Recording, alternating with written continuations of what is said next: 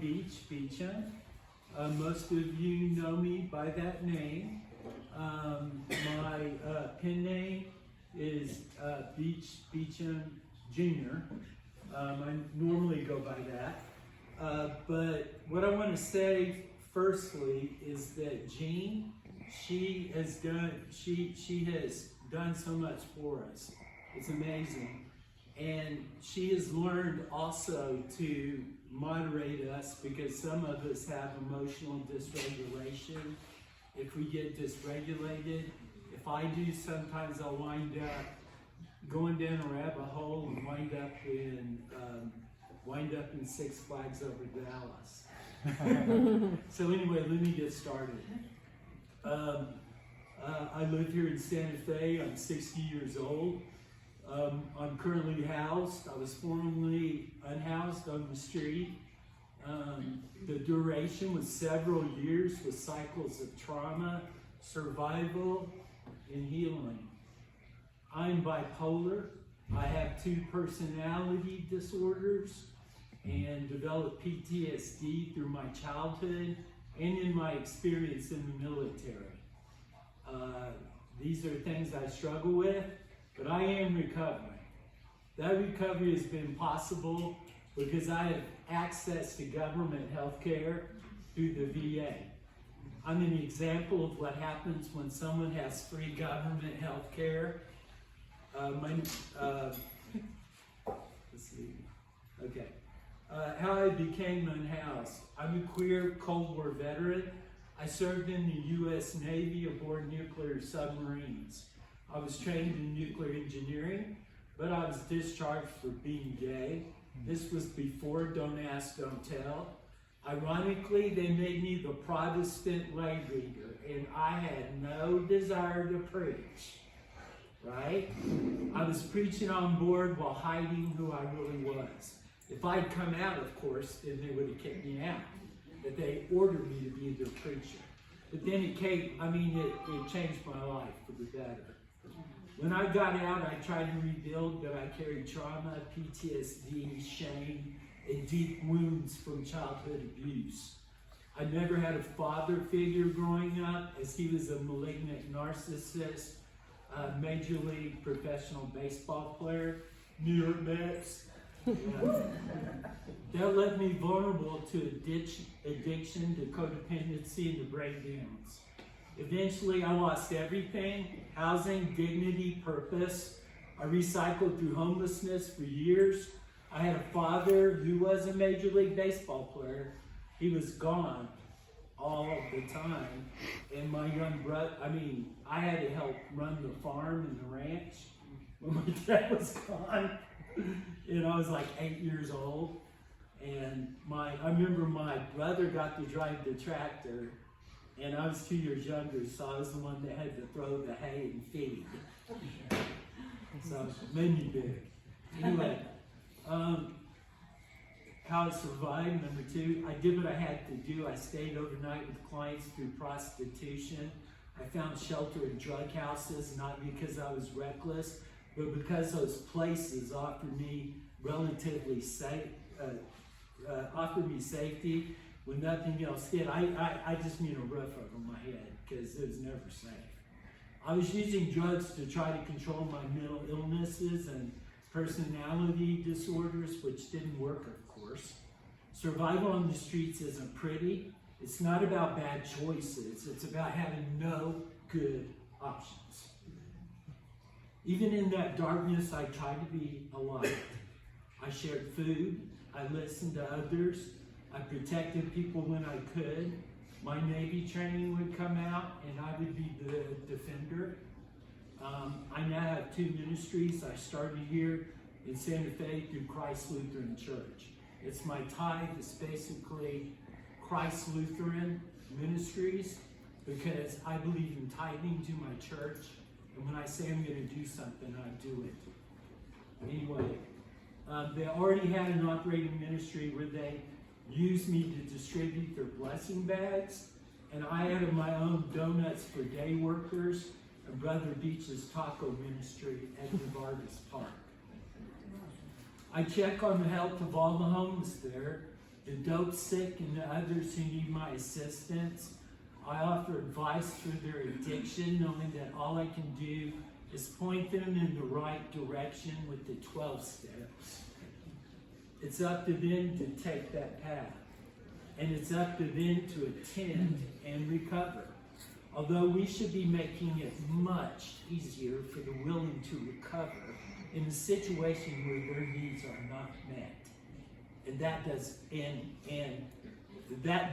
it does not always happen. We're getting better about it in Santa Fe, and we're working together as a community with S3 Santa Fe Housing Initiative and all their umbrella organizations. So we are going to be an example of how we use community to solve the scourge of homelessness, and I can see it.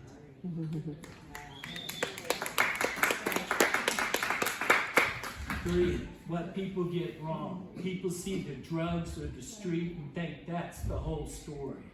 But I am a father, I'm a veteran, I'm a Cherokee Nation adoptee. My stepfather is a Cherokee Vietnam veteran and a Bronze Star recipient in Delaware County, Oklahoma, where we have our ranch. I have friends in the Cherokee Nation who call me Two-Spirit, call me Dances with Butterflies. Dances with wolves, dances with butterflies. Which I absolutely love because it's so queer. Dances with Butterflies.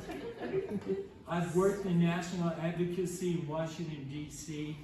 I helped get the Matthew Shepard and James Byrd Jr. Hate Crimes Act passed via the Human Rights Campaign. After my partner at the time, thank you. After my partner and I were gay bashed after Matthew Shepard, I was sharing that Matthew Shepard lived 13 miles away from me. I never knew him. Then I moved back to Oklahoma. He got gay bashed and killed. I got gay bashed with my partner. I ended up testifying in Congress for him, helping me get it passed. Let's see, then my case was used by Congressman Barney Frank in the fight to overturn Don't Ask, Don't Tell. My photo is on the military honor wall at the Gay and Lesbian Center in New York City and Manhattan for the work I've done.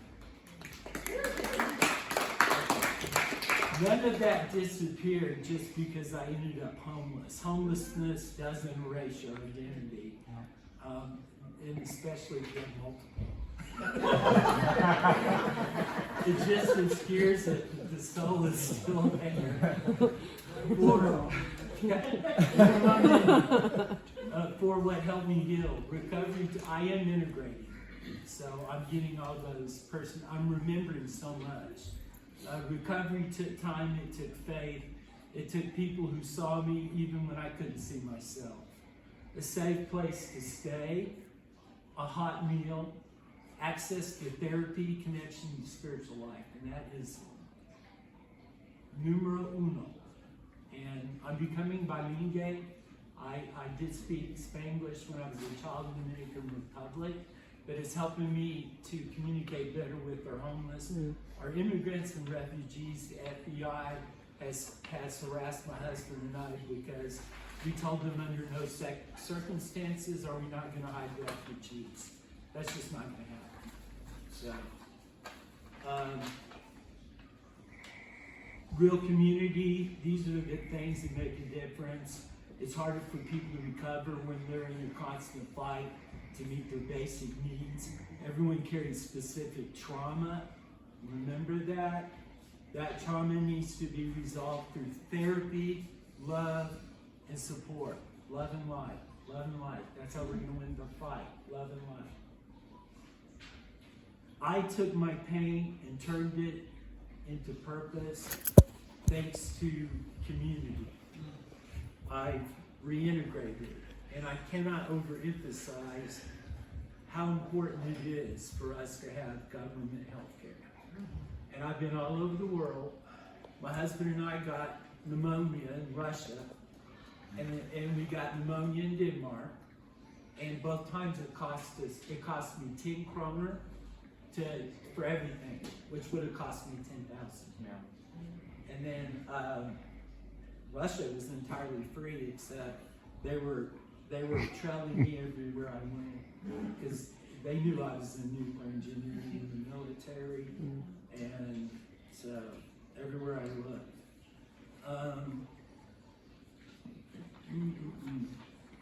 What I want you to know, unhoused people are not disposable. We are your neighbors, your veterans, your family, your friends. When someone falls, the question is, question isn't, what did they do wrong? The question should be, what did we fail to do as a society that caused this? And we need to be focusing on that even more so now. In the current political environment, we need to stick together, especially as a queer community. If we're fighting amongst ourselves in our LGBTQIA plus communities, we are not turning our power outward and helping others and helping ourselves in the process. I priorities focus in the sense of perspective. That's what I've always applied when I've needed it in situations like this, where we got to understand our civil rights are being destroyed. They've already been destroyed. We are now living in a lawless country, and we need to wake up and start supporting each other. Can you finish now? I am still struggling, but I would hope you would agree. I am so much better.